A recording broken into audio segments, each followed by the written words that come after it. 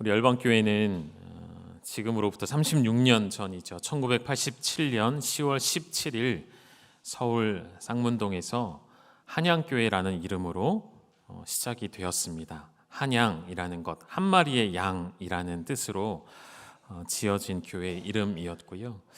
2000년대에 들어서 이제 열방 의정부로 옮기게 되어서 여기까지 하나님의 은혜 가운데 세워졌던 그런 교회입니다. 그 당시에 우리 열방교회 한양교회 시절에 교회가 부흥하고 하나님께 성장시키는 은혜가 있으셔서 상가 건물에 시작했던 이 작은 교회가 이제 교회의 털을 잡고 의정부로 이사를 들어오는 과정에서 저도 눈으로 보진 못했지만 귀로 들은 바에 의하면 서울에 있던 교회가 의정부로 그 당시에 온다는 것은 사실은 말이 안 되는 이야기였거든요.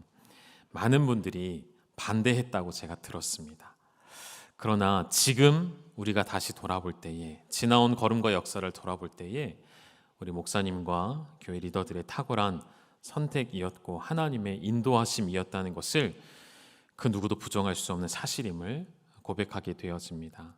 지금 오늘의 우리 열방교회가 있도록 주일학교가 부흥하고 모든 성도들이 함께와 동역하고 하나님의 은혜가 넘치는 우리 찬양대 고백해 주신 것처럼 말씀의 은혜와 부흥이 넘치는 교회로 이렇게 세워진 것, 우리 믿음의 선배분들의 귀한 헌신과 결단이 있었기에 가능했던 것을 기억합니다. 서울에서 쌍문동에서부터 늘 지금까지도 이 예배당에 들어와 함께 예배하시는 믿음의 선배들의 기도와 수고를 기억하고 우리 선대 목사님과 사모님과 모든 귀하신 우리 장로님들과 교회 리더십들에게 다시 한번 감사드리고, 무엇보다 이 교회를 사랑하셔서 하나님 뜻 가운데 세우신 우리 아버지 하나님께 다시 한번 감사를 올려드리는 복된 주일입니다. 오늘 창립 기념주일, 사실 다른 것 특별히 준비하는 것은 없습니다. 예년처럼 교회 흘러온 역사를 영상으로 준비하거나 그러지는 않았고요. 오늘 오후 예배 시간에 감사의 찬양의 고백들이 좀 준비되었으니까요. 오늘 오후 예배도 많이 참석해 주시면 좋겠습니다. 저만 그렇게 느끼는 걸까요? 요즘 날이 갈수록 한 주 한 주 지날수록 우리 찬양대의 찬양이 더 힘이 있어지고 더 은혜가 되어지더라고요. 여러분, 저만 느끼는 건가요? 여러분도 느끼시는 거죠. 저는 그런 생각이 들었어요. 실력만 늘어나는 것이 아니라, 그러니까 이건 실력의 문제를 떠나서 제 판단이 맞는지 잘 들어보세요. 우리 찬양대 저를 한번 보시고 이건 영성의 문제다라는 생각이 좀 들어요. 여러분의 영성이 더 점점 깊어지는구나. 맞으십니까? 예, 아멘 하셨으니까 이번 한 주간 찬양대는 특세를 꼭 완주하시도록, 네, 제 얼굴 다 확인했습니다. 꼭 오셔서 한 주간 우리 성도님들 특세, 하나님 주시는 은혜로 충만한 시간 보내셨으면 좋겠습니다. 우리 이 말씀으로 오늘 본문을 좀 시작하실까요? 요한복음 3장 3절에 예수님께서 이런 말씀을 하셨죠. 우리 같이 읽어보겠습니다. 시작. 예수께서 대답하여 이르시되 진실로 진실로 내게 이르노니 사람이 거듭나지 아니하면 하나님의 나라를 볼 수 없느니라. 아멘. 이런 말씀이죠. 하나님의 나라를 너희가 보느냐 보지 못하느냐. 니고데모를 비롯하여서 하나님의 나라 가운데 살아가고 있다고 스스로 확신하는 사람들이 실제로는 하나님의 나라를 믿음의 눈으로 보지 못하고 발견하지 못하고 있다는 것이죠. 그래서 그 문제는 여기에 달려 있다는 것이죠. 사람이 성령으로 거듭나는가, 거듭나지 못하는가. 이 문제로부터 저는 오늘 말씀을 좀 함께 시작하고 싶어요. 여러분, 하나님의 나라는 통치의 개념으로 먼저 여러분 이해하셔야 합니다. 하나님의 주권과 통치 아래 살아가는 사람들은 이미 하나님의 나라를 누리며 살아가는 자들이라 말할 수가 있는데요. 그러니까 하나님의 통치는 이미 우리 가운데 있으시죠. 하나님의 통치는 이미 우리 가운데 시작이 되었습니다. 그럼에도 하나님 나라의 실제를 경험하지 못하는 사람들이 있는데, 그런 사람들의 특징이 뭘까요? 성령님의 존재를 인식하지 못하고 성령과 동행하지 못하는 삶을 살아내는 사람들이라는 것이죠. 얼마 전에도 최근에 제가 말씀드렸죠. 우리가 열방 기도를 매 예배 시간마다 합니다. 하루도 빠지지 않고요. 매일 새벽 예배 때, 수요 예배는 또 수요 예배 때도 하고요. 주일에는 주일 오후 예배 시간에 열방 기도를 하죠. 열방의 모든 나라들을 위해 돌아가며 기도를 하는데 그때마다 우리가 의아하게 생각하는 부분이 하나 있습니다. 이 나라는 분명히 기독교 국가라고 말하는데 저 나라는 분명히 기독교인과 이렇게 많은데 실제 예배 드리는 인원을 확인해 보면 주일날 예배 가는 사람들이 없다는 거죠. 거의 없다는 거죠. 그럼에도 그들은 스스로 우리는 기독교입니다. 크리스찬입니다라고 고백하고 있다는 사실에 우리는 질문을 던질 수가 없습니다. 저들에게는 과연 예수 그리스도의 생명이 있는가? 그들에게는 정말 참된 복음에 대한 이해가 있는가? 의문을 품을 수밖에 없는 것이죠. 안타까운 모습이라 생각이 되어집니다. 하나님께서 약속하신 하나님 나라의 복음의 가장 중요한 우리에게 허락하신 선물이신 성령님을 경험하지 못하고 성령과 함께하는 삶을 살아내지 못한다는 것은 거듭나지 않았다는 의미이거든요. 하나님의 나라를 누리지 못하고 있다는 의미이거든요. 우리 사랑하는 열방의 모든 가족 여러분 거듭나셨습니까? 성령으로 거듭나셨습니까? 성령으로 거듭나셨다면 여러분은 하나님의 나라를 볼 수 있으셔야 합니다. 예수님께서 이 산상수훈의 말씀을 주실 때에 이 마태복음 5장, 6장, 7장까지 이어지는 이 중요한 교훈의 말씀 가운데에서 여러분 전 여러분에게 성령과 동행하는 삶을 살아가는 여러분이시라면 그 하나님의 임재를 경험하려고 애쓰시는 성도들이시라면 가장 먼저 우리가 진리로 받아들여야 할 말씀을 꼽으라면 저는 이 바로 산상수훈의 말씀이라 여러분께 소개해드리고 싶습니다. 예수님께서 어떤 말씀을 우리에게 가르쳐주고자 하시는지, 진리 그 자체이신 예수님께서 하시는 말씀이 과연 무엇인지, 예수님은 무슨 생각을 하시고 어떤 가치관을 가지셨고 어떤 세계관을 가지셨는지를 확인하시려면 우리는 가장 먼저 산상수훈을 들여다볼 필요가 있는 것이죠. 이 안에 담겨져 있는 예수님이 친히 입을 열어 가르쳐 주신 말씀들에 여러분 주목하시면서 이 안에 담겨진 예수님의 마음을 함께 알아가시고 그 주님의 마음이 여러분의 마음 되실 수 있기를 주님의 이름으로 축원합니다. 우리 본문의 말씀 1절을 한번 띄워주실까요? 예수께서 무리를 보시고 산에 올라가 앉으셨습니다. 그냥 지나칠 수도 있는 단어이지만 잠시 생각을 하고 넘어가시죠. 예수님은 왜 산에 올라 말씀을 하셨을까요? 왜 산에 가셔서 그 무리들을 보시고 말씀을 전하셨을까요? 예수님이 말씀하시는 이 산이라는 장소는 생각해 보면 복잡하고 번잡한 거리이거나 중요한 일을 전하고자 하는 자들이 항상 가는 곳, 성문 앞이었습니다. 성문 앞 광장에 중요한 민족의 대소사 일들은 다 그곳에서 치루어졌죠. 그러나 예수님은 그러한 사람이 많은 곳을 피하셔서 산에 올라가 무리에게 말씀을 전해주셨습니다. 이렇게 좀 생각을 해보고 싶어요. 예수님은 그 무리들을 복잡한 일상생활에서 벗어나게 하셔서 그들의 번민이 가득한 고민이 가득한 세상사에서 잠시 마음을 떼어놓게 하셔서 예수님의 입술에, 예수님의 음성에, 예수님의 말씀에 주목하게 하시는 것은 아니셨을까? 그런 의미로 본다면 여러분, 교회는 세상 가운데 산이 되어야 한다고 저는 생각을 합니다. 산 아래에는 여전히 수많은 일들이 끊임없이 진행되어지죠.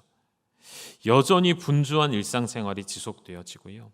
때로는 그 안에 탐욕과 죄의 문제들이 난무하고 수많은 이념 간의 충돌과 세계 간의 충돌의 문제로 가득한 그곳에서 세상 사람은 주님을 만날 시간조차 얻지 못할 때에 이 바쁘게 움직여지는 세상 가운데 사람들에게 주님을 만날 곳이 구별된 장소로서 필요하다라고 말씀을 드리고 싶어요. 요즘도 출퇴근 전후로 해서요, 교회에 꼭 오셨다가 이제 출퇴근을 하시는 분들이 아직도 많이 계십니다. 저는 바람직한 모습이라고 생각을 하는데요. 우리가 하나님을 언제나 어디서나 만날 수 있는 시대를 살아가지만 중요한 것은 여러분의 생활 반경 안에 하나님을 만나실 만한 장소를 따로 구별해 놓는 것, 이것이 우리의 신앙에 저는 큰 차이를 가져올 것이라 말씀드립니다. 하나님을 만나는 특별한 장소 여러분 있으십니까? 지금 딱 떠오르지 않는다면 우리의 신앙에 중요한 무언가가 하나 빠져 있다는 것으로 여기셔도 좋을 것 같아요. 구별된 마음으로 그분을 간절히 찾고자 집중하고자 주님을 만나는 장소를 여러분 꼭 만드셨으면 좋겠고요. 우리가 교육관을 증축하고 나서 4층에 중보기도실을 만들어 놨는데 쓰지를 못했었어요. 이제 다시 좀 쓰려고 합니다. 중보기도실을 운영하려고 해요. 4층의 기도실만이 아니라 우리 본당 항상 열려 있죠. 이곳에 나오셔서 하나님을 깊이 만나고 집중하고, 여러분 우리가 무언가에 집중할 때에 우리의 마음이 하나님께로 집중되어질 때에 하나님의 은혜가 우리에게 부어지는 것은 정비례한다는 것 여러분 알고 계시죠? 우리가 하나님께 마음을 쏟으면 쏟을수록 하나님이 주시는 은혜는 크고 놀랍고 깊다는 것을 여러분 아셔야 합니다. 여러분 꼭 하나님 앞에 더 마음을 내어드리고 집중하시는 시간을 만드셨으면 좋겠고요. 그것을 멈추고 계셨더라면 이제 내일부터 시작되어지는 특세 가운데 오셔서 다시 시작하시기를 축복합니다. 우리가 세상에서 멀어져 세상으로부터 분리되어질 때에 우리의 영혼은 하나님을 만날 준비가 되어지는 것이죠. 반대의 경우도 마찬가지겠죠. 하나님으로부터 멀어져 있을 때 우리는 세상과 가까워져 있음을 보게 되어지는 것이죠. 우리 예수님께 주목할 산이 우리에게 필요하고요. 이 세상 가운데 잠시 멈추어 서서 주님의 음성에 주목할 세상의 산이 되어지는 우리 열방교회가 될 수 있기를 주님의 이름으로 축복합니다. 복잡한 세상 일들로부터 멀어져 하나님께 집중하는 삶을 이렇게 좀 표현해 드리고 싶어요. 화면을 좀 다음 화면 넘겨 주실까요? 여러분의 장신구를 떼어내는 작업을 해보시는 것이죠. 무슨 말이냐면요, 출애굽기 33장에 가면 이런 사건이 있었습니다. 이스라엘 자손이 호렙산에서부터 그들의 모든 장신구를 떼어내는 사건이 있습니다. 무엇과 연결된 사건일까요? 힌트는 장신구에 있으니까 뭔지 아시겠죠? 잠깐 설명을 드리면 모세가 하나님의 부름을 받고 율법을 돌판에 받기 위하여 산에 오르게 되어집니다. 정확하게는 하나님께서 모세를 부르신 것이죠. 산으로 부르셨습니다.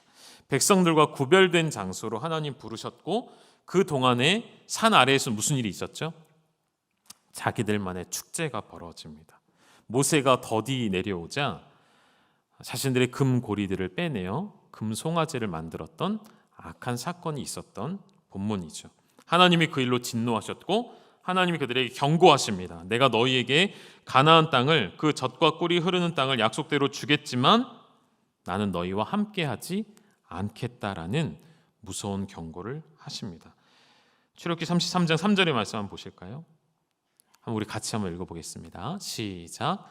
너희를 젖과 꿀이 흐르는 땅에 이르게 하려니와 나는 너희와 함께 올라가지 아니하리니 너희는 목이 곧은 백성인즉 내가 길에서 너희를 진멸할까 염려함이니라 하시니. 하나님께서 무서운 경고를 주시는 거예요. 너희의 죄와 나는 함께할 수 없다라고 말씀하는 것이죠. 하나님이 함께하지 않으시면 그럼 젖과 꿀이 흐르는 땅이 무슨 소용이겠습니까? 하나님이 함께하시지 않으면 가나안 땅은 아무런 의미가 없는 땅이 되어버릴 것입니다.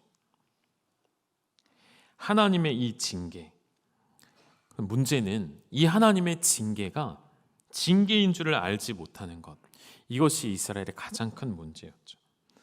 이 징계의 사실을 듣게 된 백성들이 애통해하기 시작합니다. 슬퍼하기 시작합니다. 그리고 더 이상 자신의 몸을 단장하는 일을 멈추기로 결정을 하죠.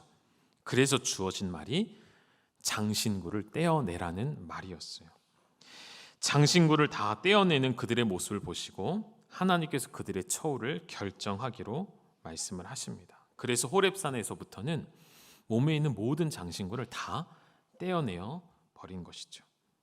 더 이상 그들에게는 몸을 치장하는 장신구가 존재하지 않습니다. 하나님이 없도록 만드신 것이죠. 이게 무슨 일이죠? 더 이상 그들이 스스로 우상을 만들어내지 못하도록 하나님이 원천적으로 차단을 하셨다는 것이죠. 오늘 이 산상수훈의 말씀으로 들어갈 때에 이 팔복의 말씀들을 여러분 오늘부터 총 8일 동안 보시는 거잖아요. 8일 동안 보실 때 여러분께 부탁드리고 도전해드리고 싶어요. 여러분 장신구를 떼어내십시오. 여러분의 세상에 관심을 갖고 있는 모든 장신구를 떼어내실 때에 진짜 보화를 여러분 발견하실 줄로 믿습니다. 장신구를 떼어낸다는 것, 세상에 수많은 복잡하고 번잡하고 고민되어진 일들을 여러분 이번 한 주간 잠시 내려놓으십시오. 하나님의 말씀 안에서 발견되어지는 그 보화가 우리의 모든 세상의 일들을 덮고도 남는 하나님의 은혜가 될 줄로 믿습니다. 다시 1절을 좀 띄워주시죠. 예수께서 무리를 보셨다라고 기록이 되어져 있죠. 잠시 예수님의 시선으로 백성을 본다라고 상상을 해보았습니다. 여러분도 한번 생각해 보지 않으시겠습니까?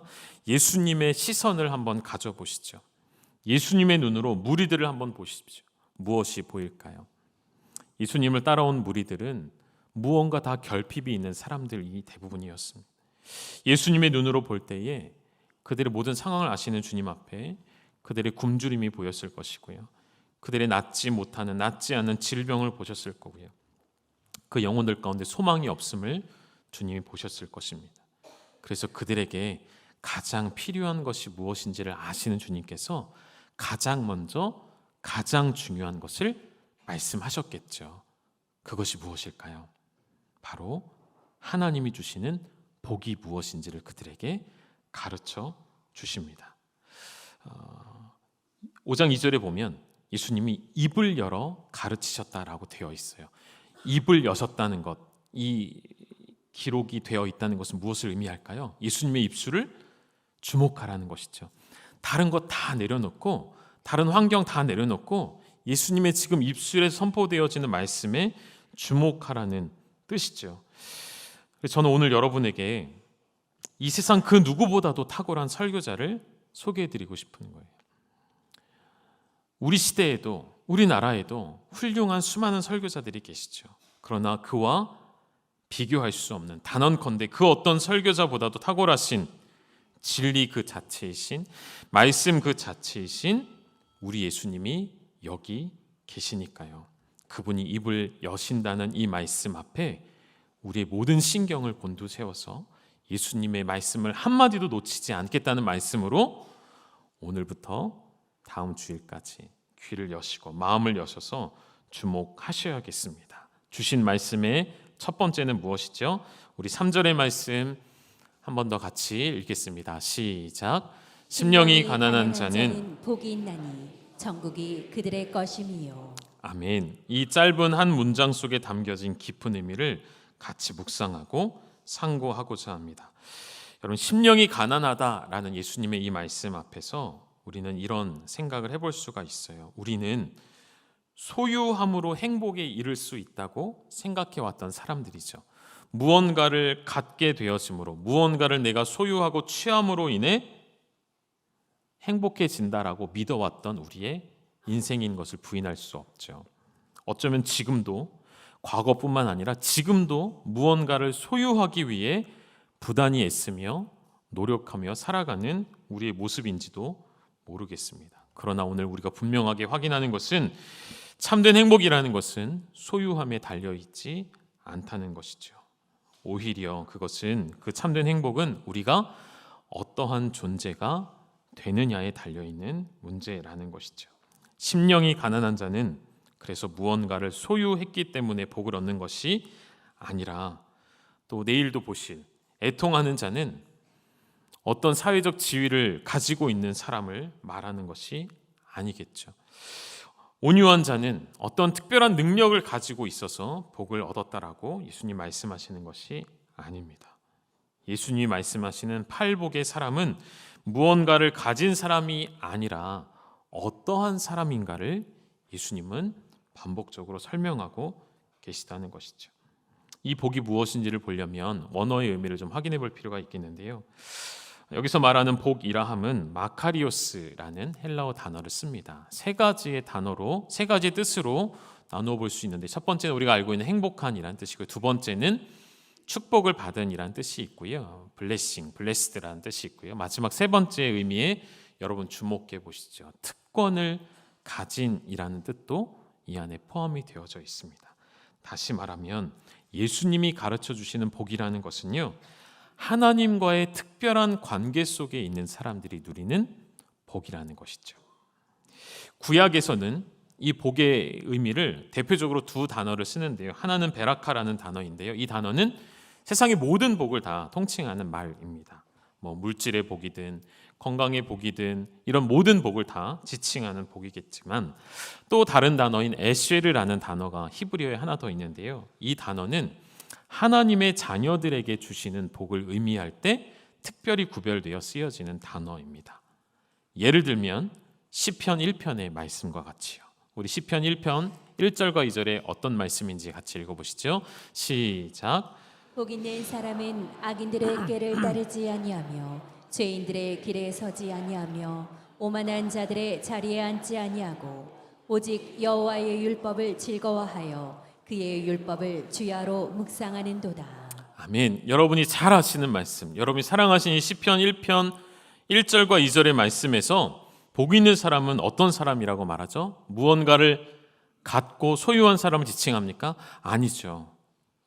복 있는 사람은 여기서도 마찬가지예요. 무언가를 가진 사람이 아니라 어떤 사람인가를 설명하고 있는 말씀이죠. 여러분, 우리가 하나님의 관계 속에서 누리게 되어지는 복, 다시 말하면 하나님을 가까이 함이 우리에게 가장 큰 복인 줄 믿으시기를 소망합니다. 참된 행복이라는 것은 하나님 안에서만 발견되어지는 행복임을 우리는 믿어야 한다는 것이죠. 왜냐하면 우리 인간이라는 존재는 하나님 안에서 살도록 지음 받았고요, 하나님에 의해서만 살도록 지음 받았고, 하나님을 또 향하여서만 살도록 지음 받은 존재이기 때문이죠. 그래서 무언가 우리의 삶에 부족함이 있어도요, 무언가가 궁핍하여도요, 무언가 모자람에도 불구하고 우리는 참 복된 인생을 살았습니다라고 고백하는 이 역설이 우리에게는 참 진리가 될 수가 있는 것이죠. 우리 예수님은 그래서 그 무리를 보시고 심령이 가난한 사람이 진짜 복이 있다라고 말씀하시는 거예요. 심령이 가난한 자는 세상의 것으로 채워지지 않는 사람을 뜻하는 것이죠. 언제나 하나님을 향하여 갈망하는 상태에 있는 사람, 언제나 하나님을 향하여 목마름으로 하나님을 찾고 있는 사람들을 지칭하는 말씀이죠. 우리 지난주에 이런 말씀 드렸었잖아요. 하나님의 은혜와 사랑이 우리를 지배하시도록, 충만하시도록 우리의 삶을 내어드리자 말씀드렸었죠. 우리가 크고 작은 일에 예민하고 날카로워져서 그렇게 민감하게 반응할 때 우리 내면을 들여다보면, 우리 심령을 들여다보면 우리 심령에 하나님의 은혜가 떨어져 있는 상태라는 것을 발견하게 된다라고 말씀드렸었죠. 여러분, 하나님의 은혜의 통치하심도 그렇고요, 동일하게 죄가 우리의 마음을 다스리는 것도 그렇고요, 이 모든 일들은 어디서 일어난 일일까요? 우리의 외적인 환경에서 일어난 일이 아니라 결국에는 우리의 내면 깊은 곳, 우리의 심령에서 일어나는 일이죠. 그러니까 참 아이러니한 것이죠. 진정한 행복은 심령에서부터 나오는 것인데 우리는 자꾸만 행복의 기준을 외적인 요소에서 찾는 것이죠. 무언가를 갖기를 원함으로, 무언가를 소유함으로 참 행복을 찾아 헤매는 우리의 모습. 동시에 심령은 외면한 채, 내 심령은 세상 일에 시달리고 죄에 시달려 너덜너덜해져 있는데 내 심령을 외면한 채 외적인 것들에만 마음을 두는 이 세상의 행복. 여러분, 가난함이라는 것은 결국 아무것도 가지지 않은 상태를 말하죠.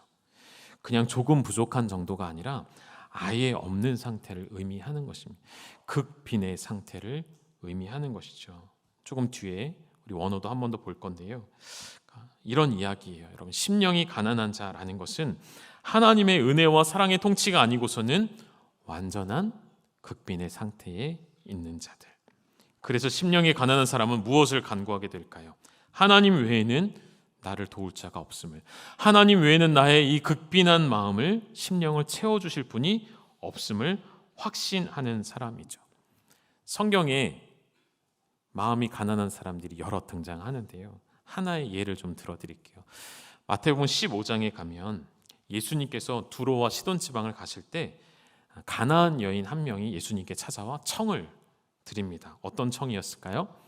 자신의 딸이 흉악한 귀신이 들려 고쳐달라는 청이었습니다. 그 여인의 간곡한 청에 예수님 어떻게 반응하시죠? 나와 상관없는 일이다 라고 예수님 외면하시죠.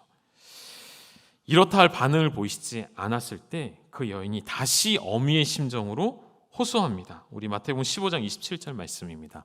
이 말씀도 우리 같이 읽어보실게요. 시작.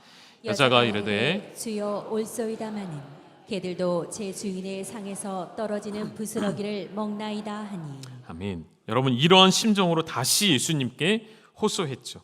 여러분, 예수님께서 이 여인을 일부러 무시했을까요? 이 여인의 자존심을 일부러 짓밟으셨을까요? 저는 아니라고 생각해요. 오히려 이 사건을 통해서 저는 우리 예수님께서 심령이 가난한 사람의 모습을 실제로 보여주신 사건이라고 저는 생각합니다. 이런 것이죠. 여러분, 혹시 수치를 당해 보셨습니까? 여러분, 모욕을 당해 보셨습니까? 우리가 자존심이 상하는 일을 겪게 되어지면 여러분 어떻게 보통 반응하시나요? 거기서 관계를 끊어버리죠. 단절합니다. 내가 뭐가 아쉬워서 자존심 상하면서까지 이 관계 속에 있어야 되나? 이 공동체에 있어야 되나? 이 회사에 있어야 되나? 이 일을 해야 하나? 우리는 자존심이 상하고 수치와 모욕을 당하면 견딜 수 없어 합니다. 거기서 관계를 끊어버리죠. 그런데 이 여인을 보십시오. 수치를 당하고 모욕을 당하였어요.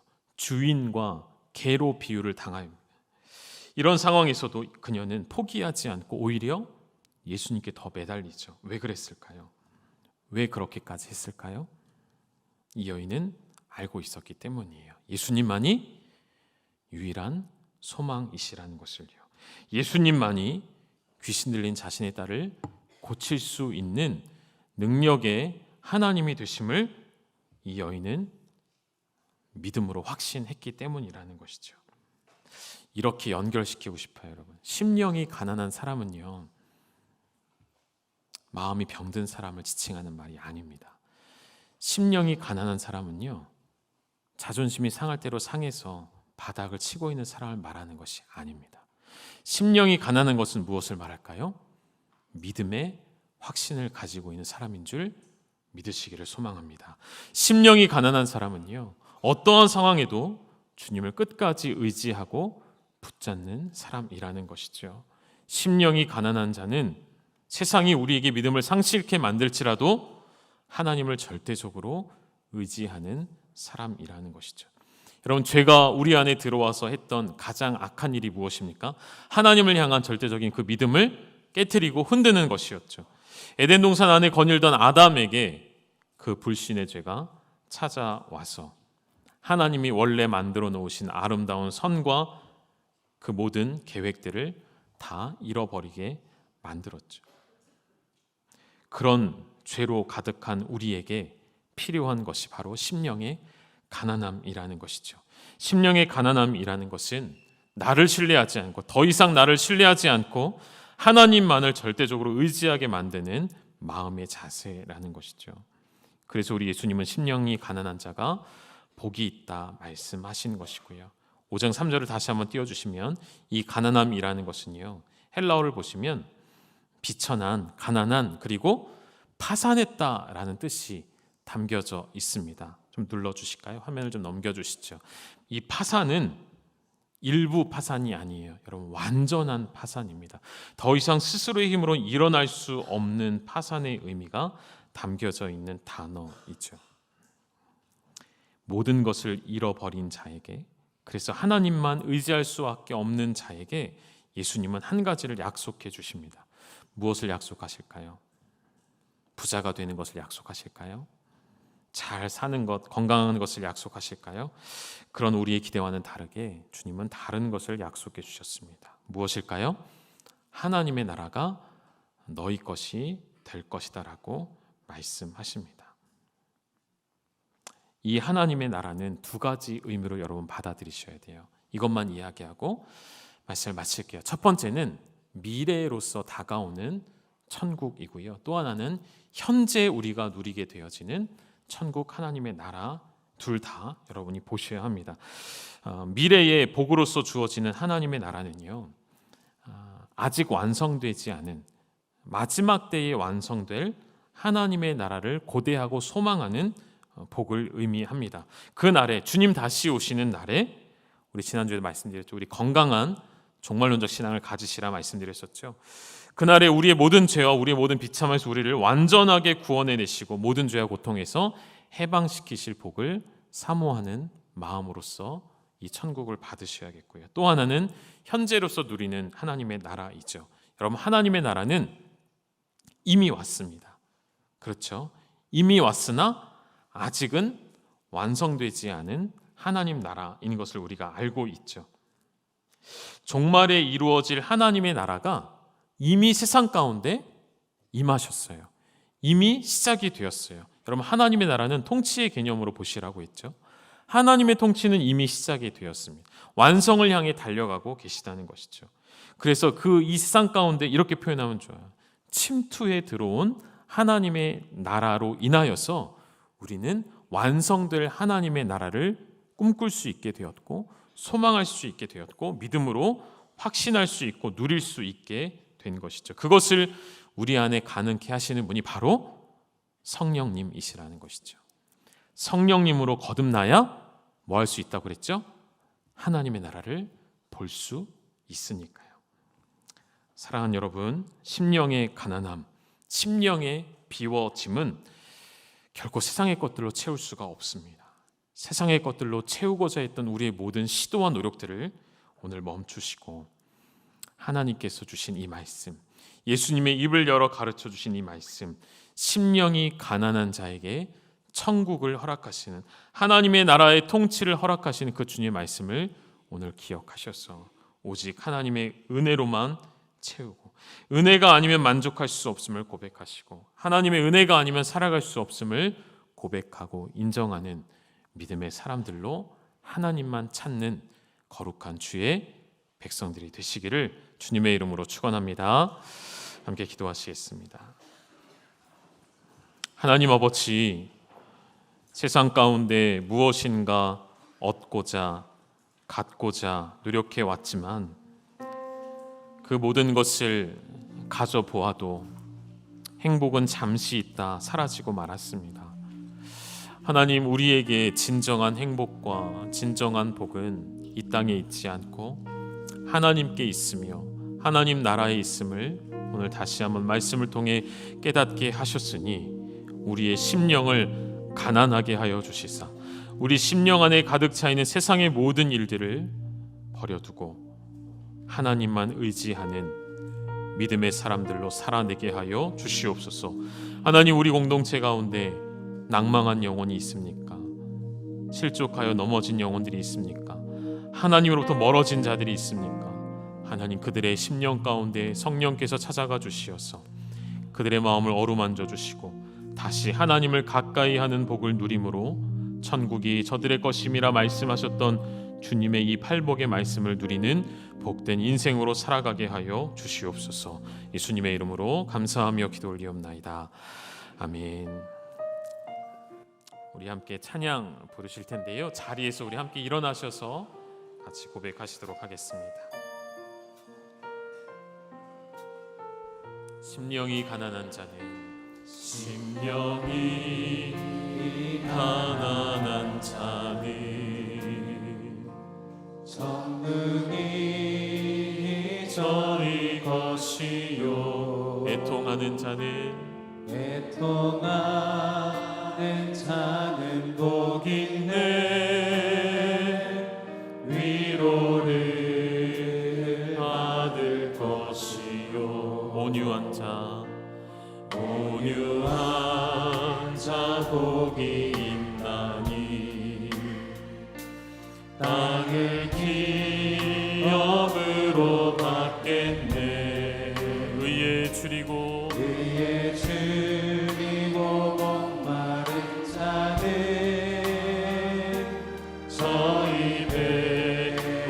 처음부터 다시 한번 고백하실까요? 심령이 가난한 자는 심령이 가난한 자는 천국이 여러분의 것입니다. 저희 것이요. 애통하는 자는 복 있네. 위로를 받을 것이요. 온유한 자 복이 있나니 온유한 자 복이 있나니 땅을 기업으로 받겠네. 의에 줄이고 목마른 자는 저 입에 부를 것이요. 긍휼히 여기는 자는 긍휼히 여김 받겠네. 마음이 정결한 자는 하나님을 볼 것이요. 화평케 앉은 자는 하나님의 아들이라 일컫네. 그를 위하여 핍박받는 자 천국이 저희 것이. 내게도 주소서. 내게도 주소서. 내가 복을 받기 원하네. 오네 주여. 주소서. 다시 한번 고백합니다. 내게도 주소서. 내게도 주소서. 내가 복을 받기 원하네. 오네 주여.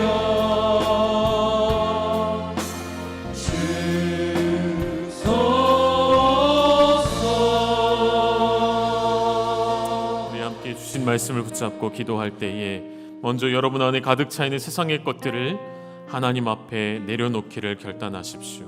내 마음을 채우고 있는 것, 내 생각에 가득 채워져 있는 것, 하나님께로부터 온 것이 아닌 세상으로부터 온 것들, 그것이 나에게 영원한 만족을 줄 것이라 착각하고 있던 모든 문제들, 이 시간 하나님 앞에 결단하고 내려놓으시고 다 빼어낼 때에 비로소 나의 심령이 가난하여져서 하나님만을 찾게 되어지는 그러한 심령으로 나를 바꾸어 주시사 흔들리지 않는 믿음의 확신을 가진 주의 거룩한 백성으로 살아내게 하여 주시옵소서.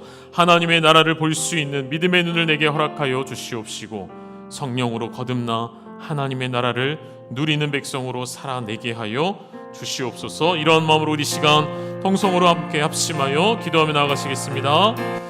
살아계신 아버지 하나님, 주의 입을 열어 가르쳐 주신 말씀에 오늘 주목하여 나의 마음을 열고 반응하기를 원하며 내 영혼 가운데 하나님의 은혜의 통치와 지배가 되어지는 소망하옵나이다. 하나님, 내 심령 안에 하나님의 은혜를 부어주시사 나의 심령이 가난하여져 복을 얻게 하여 주시옵소서. 세상에 줄 수 없는 복, 세상에서 만날 수 없는 복, 세상에서 찾을 수 없는 복을 우리에게 허락하여 주시사 하나님, 세상 가운데 가득 차 있는 나의 모든 심령의 마음들 이 시간 비워내게 하여 주시고 하나님의 것으로 채워가는 우리의 심령이 되게 하여 주시옵소서.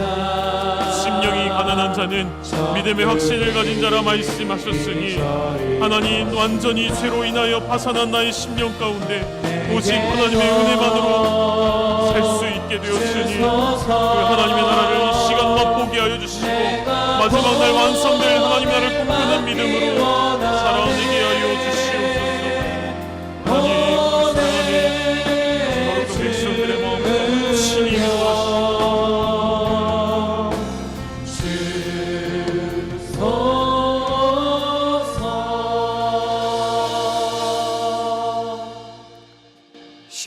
영이 가난한 자는 천국이 저희들의 것입니다. 이 믿음 안에서 하나님의 놀라운 일들을 깨닫고 주님께로 말미암아 모든 것이 주님입니다 고백하며 주의 나라를 위하여 사는 열방의 가족들 위해 하나님의 놀라운 은혜와 축복이 함께하여 주시옵소서.